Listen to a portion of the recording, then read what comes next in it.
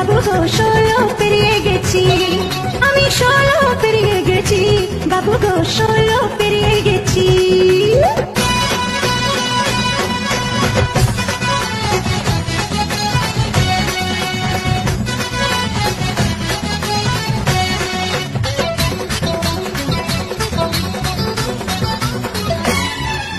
যখন ছিলাম 12 ছিলাম না তো কারো, রসের কথা প্রথম শোনা যখন আমার 13।